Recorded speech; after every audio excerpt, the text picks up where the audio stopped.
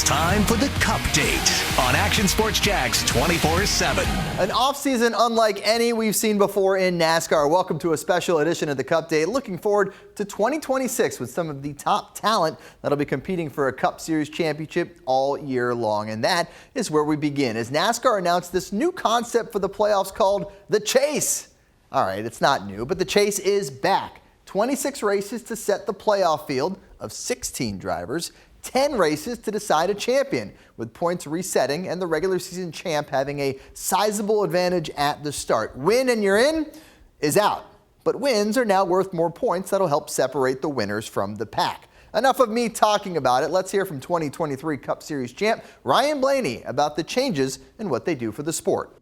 What we had prior, for the 11 years we did, NASCAR made that going into 14 and I understood what they wanted to do, but it was definitely time for a change. And I feel like the fans made that heard and the drivers were pushing for it as well. And, they did a good job of understanding and listening to a whole lot of voices, and figuring out how do we get this kind of hybrid of what we want, and I'm a big fan of it. I like, winning is going to mean a lot with the points increase.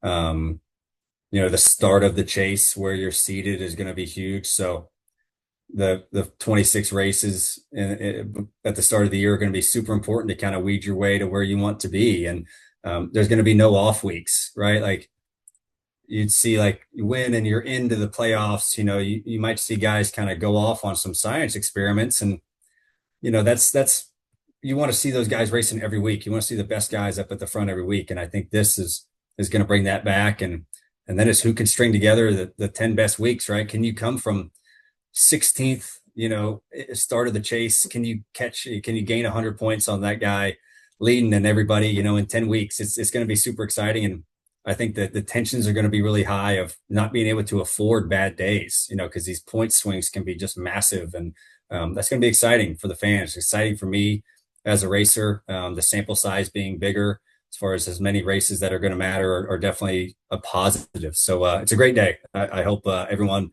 likes it. And I can't wait to see how it all unfolds.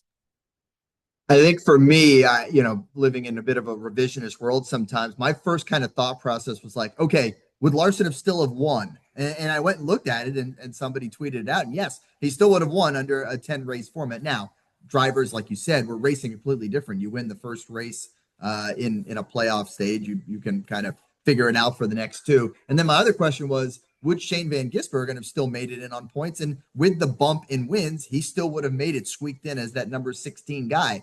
So that was kind of interesting to me as well, that, the guys that performed very well in 2025 would still have been rewarded in this format in 2026, and you still would have had all the drama kind of leading out for the rest of the season, which is what all those fans want. I look at, maybe a new fan. It was super hard to explain that format to the fan, a new fan. I have buddies and friends all the time who want to get into the sport, and it was really hard for me to explain, here's how our playoffs work. So this is way more simplistic, which is good, which is how it should be. It doesn't need to be too complicated. So yeah, it benefits the best teams, best drivers, and that's definitely the way it should be.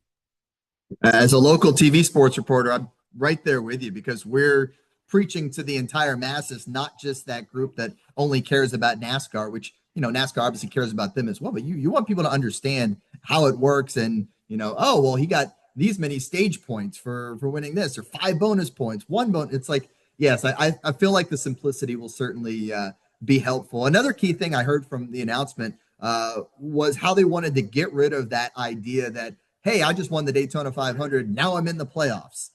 You want to win the Daytona 500 and be excited about the Harley J. Earl, be excited about your handprints and footprints going into the cement outside the World Center of Racing. I'll kind of transition to Daytona in asking this, but when you think about that now, you kind of add some prestige back to that first half of the season with that first 26 kind of races where you're racing for points, yes, but you're racing for titles and you're racing for something a little more than just becoming playoff eligible by getting a win.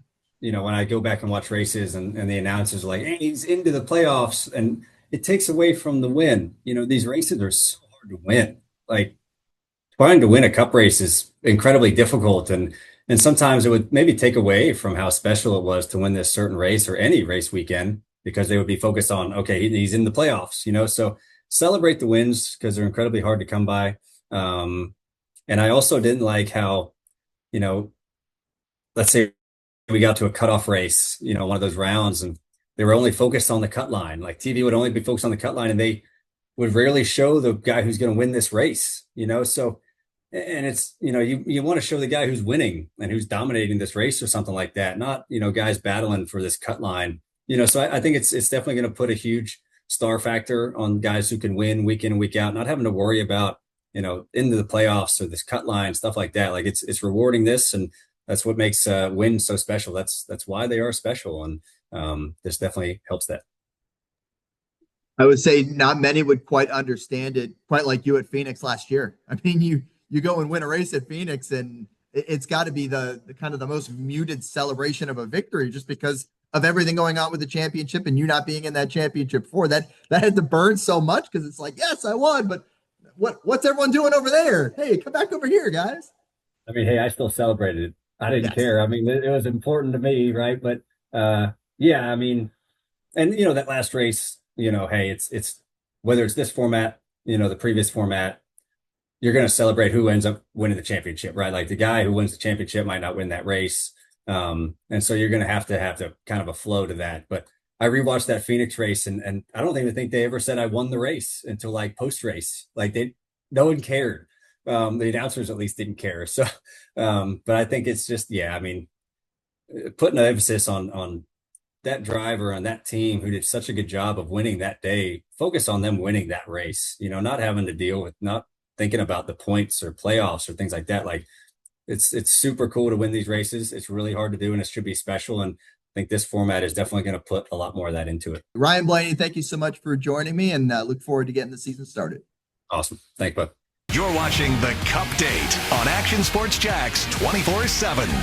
Tyler Reddick actually won the regular season points title in 2024 and figures to be a driver that benefits from this new playoff method that rewards consistency. I spoke with the driver of the number 45 about that and getting a chance to hit the track at North Wilkesboro to test out the new short track package on a track where points will be rewarded later this year. Learned a little bit about, the added horsepower. NASCAR ran through a couple of changes as well on the car side. So some interesting data to gather there. But yeah, we don't have a lot of time left between now and getting started at Bowman Gray. So we are, we're trying to get everything buttoned up and ready to go. This test was a nice little way to kind of shake some of the rust off before we get racing. So yeah, we're excited to get to Bowman Gray and then see, how we shake up there for year two. The first year there was a really good start for us. And yeah, I think for all of us here, it was nice to finally start the year without a crash at Daytona. Unfortunately, we came home second. But with the new chase format, those second place finishes will be a little bit easier to to cope with, even in the 500. Yeah, hitting a few of my topics there right now with one answer. Love to see it. Daytona, we're obviously here in Northeast Florida. You're coming off that runner-up finish. But like you said, I mean, runner-up isn't as terrible as maybe it was on a super speedway in 2025. When you're talking about this new points format, still, you want to be the one that gets to raise that Harley J. Earl trophy at the end of the Daytona 500. Yeah, we certainly do. And, it's just it's a tough race to run. All the strategy that kind of takes place during the race, you try to do as much as you can to control your own destiny. But, just cautions falling at the wrong times, the crashes that can occur at any point in the race, seemingly in that race. It's just a really hard race to consistently win year in and year out. So I feel like we've learned a lot, though, over the course of this next gen car at super speedways. And, I think that the results back that up as well. In 2025, we scored the most points out of any team and driver on the super speedways. Fortunately, we didn't get the wins, but it seems like more times than not, we were consistently hitting on it and finding a way to get good finishes. So hopefully in this upcoming year, that means we find a way to victory lane on some of these super speedways. Yeah, I mean, the other thing you mentioned in that first answer was just about consistency and how much that's going to be kind of rewarded here with this new point system for 2026. You're the guy who won the regular season title in 2024. So, how challenging is consistency in this current car and this current kind of setup that you guys have? It gets harder every year. I think a big part of what defines consistency is just how tough the competition is that you're racing with. And seemingly every year, with this next gen car, the competition just gets closer and closer. And so your definition of and what means consistency changes. Now you might be inconsistent with a lot of the same qualities you had the year before as the competition gets better. So we just got to keep chasing it. Looking at can we improve our short track program, how we can improve our intermediate, super speedway, road course, all those different configurations that we run. We just got to keep looking at how do we improve, how do we get better the next time, and again, having the test in North Wilkesboro yesterday was beneficial in learning some things that give us some data points to go off of to keep pursuing more speed out of our race cars. Do you like that as a points race as opposed to an all-star race, having North Wilkesboro as one that's going to kind of count for a little more this time? I definitely, I'm a bit torn on that for sure. I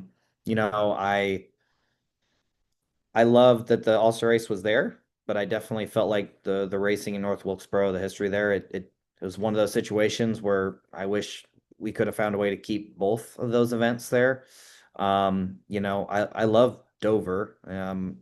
It's a very fun racetrack, but it's not exactly what I would have in mind for an all-star event venue, given how the place races. So it'll be interesting to see how that plays out. But the positive side of things, I think having the points race in North Wilkesboro is great. If I was being picky, I guess the only thing I would have done was put it in the middle of the day in the summer, which would have been hot. But I do feel like, with our short track package, the more warm it is, we've got a little bit more horsepower now. All those things will help the racing product. So it'll be interesting to see how a longer race really, really does at a place like North Wilkesboro. Might even get into some green flag stops too. Speaking of warm, Southern California adding a stop with the race at the military base in San Diego. As a California kid yourself, I know Northern California as opposed to Southern, Yeah, but probably still, like hours away from where I grew up. But yeah, yeah, I know. same It's state, like somebody in Jacksonville being like, "Oh yeah, like Miami, 5 hours away." It's the yeah, whole yeah. other side of the state. But still, adding that race has got to be kind of a cool little thing, not just for the sport and for the fans, but for you drivers, knowing that hey, that's going to be an interesting look to it.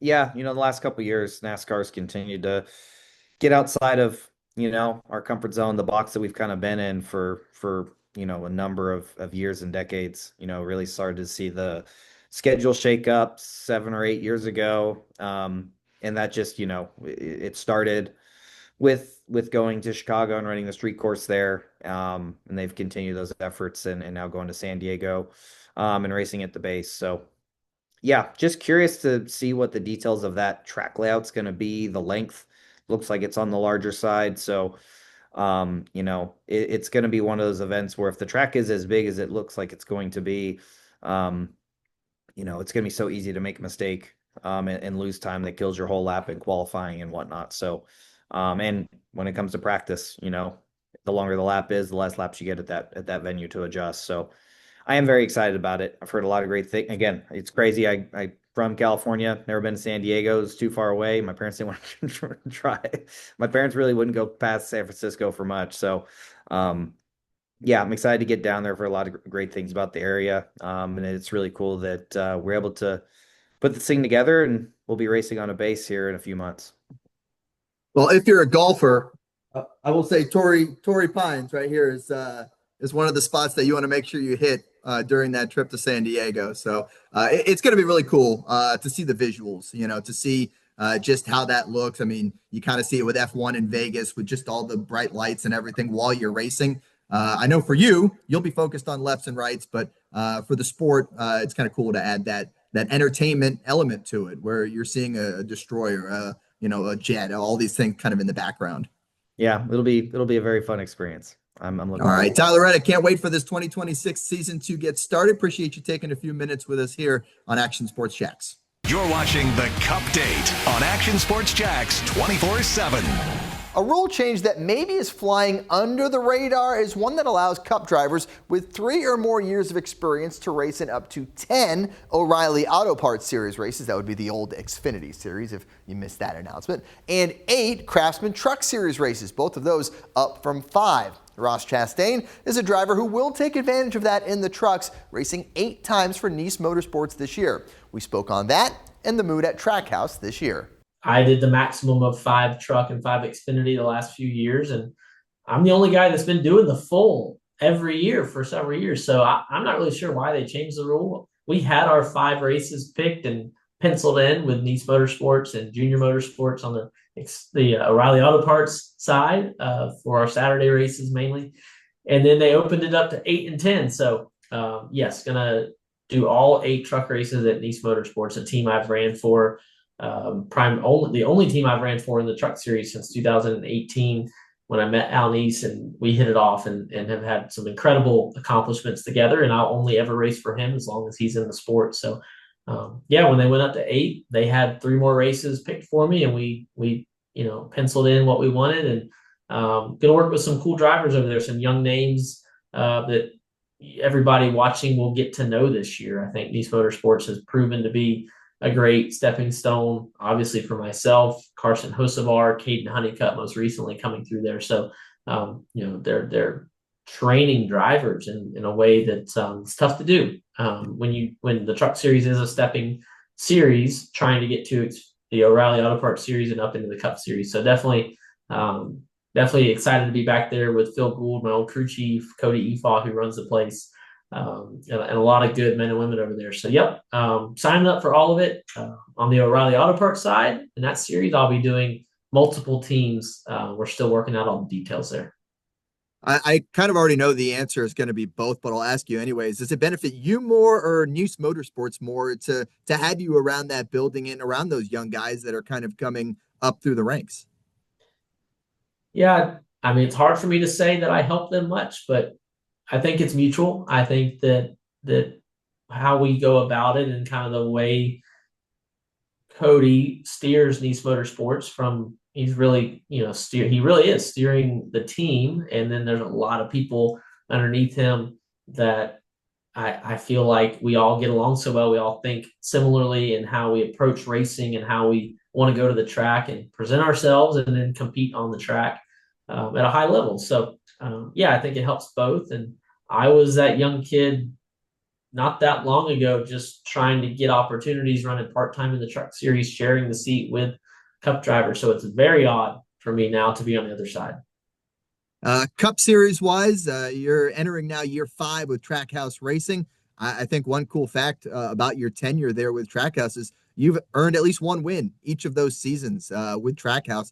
How big of an accomplishment is that to rack up a win now in 4 straight seasons, obviously winning the 600 a year ago up in Charlotte? Yeah, absolutely. Incredible.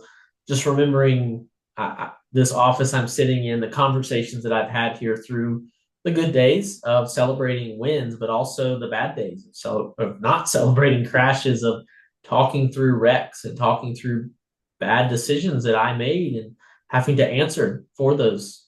It's a high level sport that have high reward, but high consequences for mistakes. So this office is very, I've just had some of my best days in this office, and I'm currently doing this interview with you. And I've also had some of the worst days I can think of professionally, sitting here and talking through things. But this building has given me, from Ganassi into Trackhouse, given me so much opportunity and doing all of our winning with Trackhouse. It's so cool to be the first driver to ever win and to have won 6 times total now. We won a lot more though. So we want to win a lot more. So definitely, a lot of memories in the building and a lot more to be made in the future. Hopefully this interview doesn't rank towards those worst days in the building from what you had so far. I'll kind of wrap it up with this. Talk to me about the mood in that building and the excitement that comes along with not just bringing back Shane and the wins he achieved on those road courses last year, but a young rising talent in Connor Zilic making his full-time debut in the Cup Series. I mean, you guys have to be buzzing just at the stable that you guys have built with yourself and these two road course aces who are, more than that. They're going to continue to get better on every other track, and it's going to be really competitive there, but it's going to be a whole lot of fun, I bet, for you guys on Mondays in those kind of competition meetings. Yeah, it's exciting stuff. Justin Marks is the guy at the top putting all these pieces together and putting us in these cars with the right people on the one car. Selfishly, Phil Surgeon, my longtime crew chief for the entirety of my full-time Cup career, has stepped off the road, doesn't want to travel full-time, has young kids and a growing family at home and wants to be there. And he's now over all the crew chiefs. And we've been able to hire Brandon McSwain, a guy that I've known a long time. I worked with him over a decade ago in the O'Reilly Auto Parts series. So a far different team, we were in way different parts of our lives, but we came full circle now back. And for his first full-time Cup opportunity, he'll be leading the one team this year. So Brandon McSwain, a name you'll get to know this year, and definitely something that is really exciting, and proud that we were able to land him. It was a big land for us. For Shane and Connor and myself, lofty goals this year, and it really all starts. It's already started. So Connor's already done a test at North Wilkesboro. We have a test coming up next week.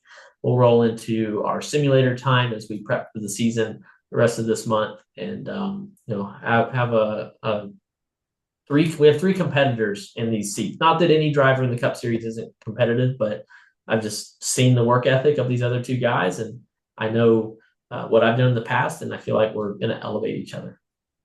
Well, it seems like this offseason just gets shorter and shorter every single year, Ross. But you know what? Self-admittedly, as a fan, I'm okay with it. I'm excited and can't wait to get the cars back on the track. Obviously, the Clash coming up on Fox 30 in a little bit. And then, the action returns here to Northeast Florida and Daytona. We can't wait to have racing in the Sunshine State, including that number one car from Trackhouse Racing. Ross Chastain, thank you so much for joining me for a few minutes. Yeah, thanks for having me. You're watching the Cupdate on Action Sports Jax 24/7. The biggest story of the offseason actually is still unfolding after the trial settlement between NASCAR and the race teams of 23XI and Front Row Motorsports. Charters are here to stay, and teams will be getting a bigger piece of the pie, is kind of the simplest way to put it. We wrap with Bubba Wallace, one of the drivers who was heavily invested in how that trial was going to turn out. We talk about a number of topics, from enjoying family time to expanding his portfolio of races completed at the World Center of Racing. Bubba, what has this offseason been like for you? What's kind of been a priority for you during this ever-shrinking offseason in the world of NASCAR? Enjoying family time, watching Bex, get older and older. He's 15 months now. And it's crazy to, see how much has changed just in a matter of a month or a matter of 2 months, whatever it's been. And it's been fun. He definitely has a ton of personality. He's super chill, very easy baby. So enjoying family time as much as we can. I have a 9-month-old, so I'm very much in that exact same phase right now where, yesterday it was crawling, today it's pulling herself up and getting closer to standing up on her own. So it's crazy. Yeah, that's awesome. Enjoy it. Everything gets easier from this point on, so it's good. Yeah, I was thinking, has Blaney kind of reached out for any advice yet? Can you imagine a scenario 5 or 6 years ago where that question would come up? What parenting advice are you giving to Ryan Blaney? Oh, no, I know, right? We've talked about it. It's like, look at us being dads. Who would have thought it? Neither of us would have. And so it's been cool to see us, grown up, getting older. Priorities are changing. Life is changing. It's ever evolving. And so, yeah, here we are. We got to see little Charlie the other day. He's a beautiful, healthy baby boy. And so wishing them nothing but the best. Absolutely. Let's talk a little bit of racing. Before we get to the Cup Series schedule, I know here in Northeast Florida, we got some on-track activity at Daytona. Of course, they have the Rolex 24. I know a couple years ago you did the Pilot Challenge, that little 4-hour race.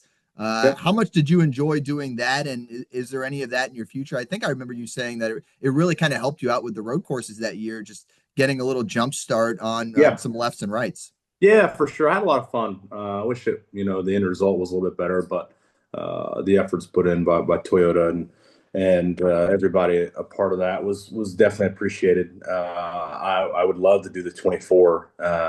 It's just there's slim pickings when it comes to Toyota and Lexus. There's only one class, and so you have to kind of just bide your time, put in the efforts, and maybe one day that opportunity will come. But it's really, really cool. Love Daytona. Love everything about it. Excited to tune into the 24. I think just being there as a fan for the 24 definitely opened my eyes up more to what that race is about. We thoroughly enjoyed it. That's when we found out that we were pregnant when we were down there that time, and so we were there sitting on top of the motorhome while the race was going on, just Amanda and I enjoying it. So that was a fun time. Very cool. Do you think NASCAR and the Cup Series could use an endurance event other than the Coke 600? Something that's a little longer that really puts the driver and machines to the test, like the 24 does. Nah, no, I think that's IMSA, right? They have their own little thing. Our endurance, like you said, is the 600.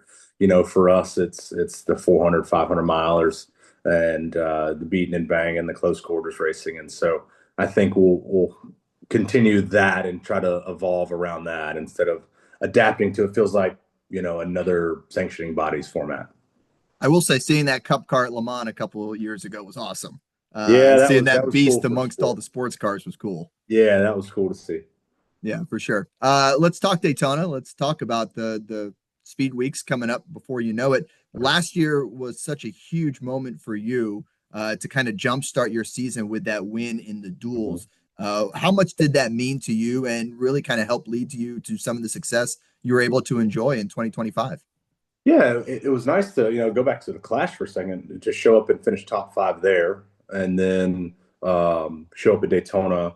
The first 2 races with Charles, top 5 efforts, and I think that's big to start out, as a new relationship, new crew chief, new driver pairing, right? You want to start out hot, and we did, and then the flame kind of got cold, and we went through some growing pains, and eventually got back to victory lane, and then we were firing on all cylinders, the last half of the season, and so it was fun to see how much growth we went through in a short amount of time. But yeah, now it's, now the conversations are different. Showing up to the shop the other day for the first time this year, it's not about like, hey, how are you?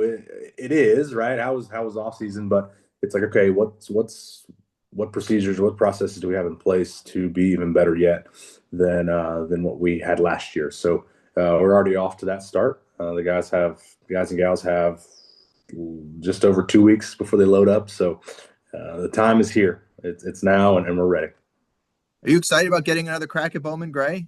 Getting a second look at that kind of style of racing? I know it's the same track length as the Coliseum was out in LA, but it's different. Yeah, it's different. No, it's fine. I was saying earlier that it's close to home. It's a 45-minute drive, and so that part, those little things about it that make you appreciate a little bit more than a 4.5-hour flight.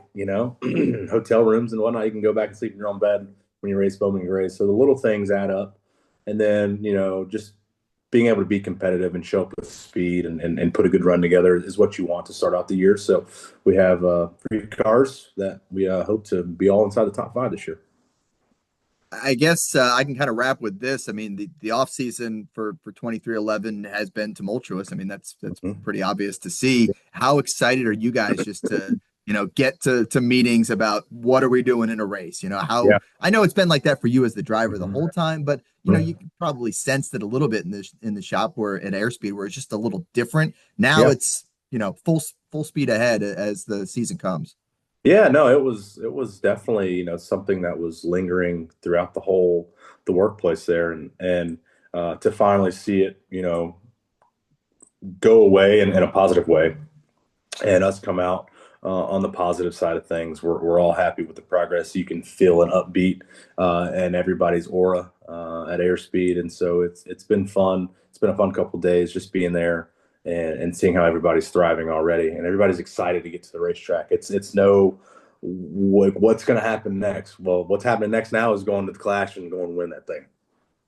Absolutely. Well, Bubba Wallace, can't wait to see you at the Clash, and then here in Northeast Florida as the best of NASCAR come to take on Daytona in just a few short weeks coming up before you know it. Thank you so much for your time, Bubba.